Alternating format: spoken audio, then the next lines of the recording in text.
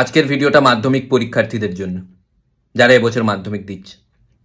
সব পরীক্ষার্থী নয়, সেই সমস্ত পরীক্ষার্থী যারা 6-7 মাস আগে ভেবেছিল না এবার থেকে পড়তে হবে, কিন্তু এবার আসার আগেই মাধ্যমিক পরীক্ষা চলে এসছে আর পড়া হয়নি।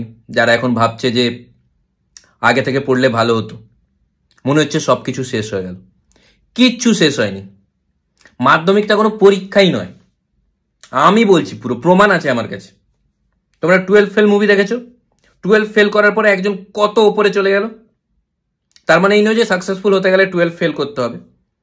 চাইলে তোমরা 10ও ফেল করতে পারো, কেননা 10th ফেল মুভি এখনো বেরোয়নি। সুবর্ণ একটা সুযোগ আছে তোমার লাইফ নিয়ে মুভি বের করার। আর মাধ্যমিকের মার্কশিট কোনো কাজে লাগে না। আমার নিজের মার্কশিট হারিয়ে গেছিল, তারপরে একজন কুড়িয়ে পেয়ে পুলিশকে দেয়। পুলিশ আমার মার্কস দেখে নিজে কনফিউজড হয়ে যায় যে এর মার্কশিট হারিয়েছে না ইচ্ছে করে ফেলে দিয়ে গেছে। একটু বেশি নাম্বার পেলে সায়েন্স পেয়ে যাবে, না তো আর্টস বা কমার্স, এই তো।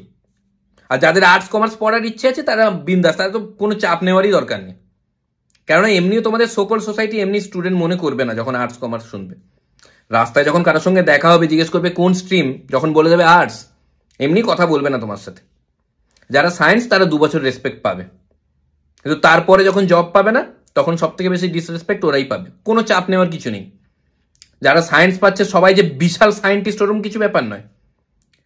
50%-এর বেশি তো পড়েই না, এমনি ফুটানি মেরে ঘুরে বেড়াচ্ছে চারদিক, কিচ্ছু জানে না। আমার একটা বন্ধু আছে সায়েন্স নিয়ে পড়ছে, কিছুই জানে না। এবার সোর্স করে বোটানি অনার্স, এমন অহংকার করে বলছে বোটানি অনার্স, দেখে মনে হয় যেন ফুটানি অনার্স করছে। কোনো সব স্ট্রিমেই ভালো ছেলে মেয়ে থাকে, ভালো ভালো জায়গায় যাওয়া যায়। আমাদের সময় যারা মাধ্যমিকে খারাপ রেজাল্ট করেছিল সবাই ভালো ভালো জায়গায় আছে। একজন তো ইউটিউবে কমেডিও করছে, কিচ্ছু ব্যাপার নয় এরকম।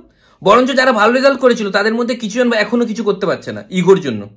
এটা করবো না সেটা করবো না বলে এখন কিছুই করছে না।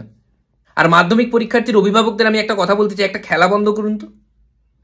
এই যে ছেলে মেয়েদের আপনারা ভয় দেখান পরীক্ষার আগে যে তোরা ভালো রেজাল্ট না করতে পারলে আমরা মুখ দেখাতে পারবো না, এটা কোথায় লেখা ছিল? এই শর্তটা কবে দেওয়া হয়েছিল যে ওরা পরীক্ষায় বাজে রেজাল্ট করলে আপনি মুখ দেখাতে পারবেন না? কি ধরনের খেলা শুরু হয়েছে? মুখ দেখানো দেখিনি। তারপরে কি মাধ্যমিকে ভালো রেজাল্ট না করতে পারলে লাইফ শেষ, এরকম এক একজন বাবা মা বলে। নিজেদের মার্কশিটটা বের করুন তো। 52% মার্কস পেয়ে লোককে জ্ঞান দিচ্ছে। এবার 52 বলে দিলেই এটা সেই ফেমাস ডায়লগ শুরু হয়ে যাবে, আমাদের সময় নাকি এই 52% মার্কস পেয়ে গেলে লোক দেখতে আসতো। এ কোন জেনারেশন এটা? এটা কবে থামবে? মাধ্যমিক রেজাল্টের দিন কেউ বাড়িতে নেই, সবাই একে তাকে দেখতে চলে যাচ্ছে। আর যারা দেখতে যাচ্ছে তাদের কি যোগ্যতা আমি ভাবছি। 52% আছে তাকে নাকি দেখতে চলে যাচ্ছে। আর এত বাড়াবাড়ি মাধ্যমিক পরীক্ষা নিয়ে, বিশেষ করে নিউজ চ্যানেলগুলো যেন মাধ্যমিক দিতে যাচ্ছে না, ওরা যুদ্ধ করতে যাচ্ছে। আলাদাই ক্রেজ। সেন্টারের বাইরে সাংবাদিক মাইক নিয়ে। কেমন লাগছে? টেনশন হচ্ছে? স্টুডেন্ট বলে হচ্ছিল না হারামজাদা, এবার টেনশন হচ্ছে। মানে যারা কোনোদিন চাপ নেয়ই না তাদেরও টেনশন স্টার্ট হয়ে যায় সবাইকে দেখে, যে সবাই এত চাপে আছে, মনে হচ্ছে চাপ নিতে হয়, আমার কেন চাপ হচ্ছে না। সাংবাদিক গিয়ে বাইরে বোঝাচ্ছে সেন্টারের বাইরে টেনশনের কিচ্ছু নেই। স্টুডেন্ট ভাবছে টেনশনের কিচ্ছু নেই, যদি হারামজাদা তুই এসছিস কেন মাইক ফাইক নিয়ে?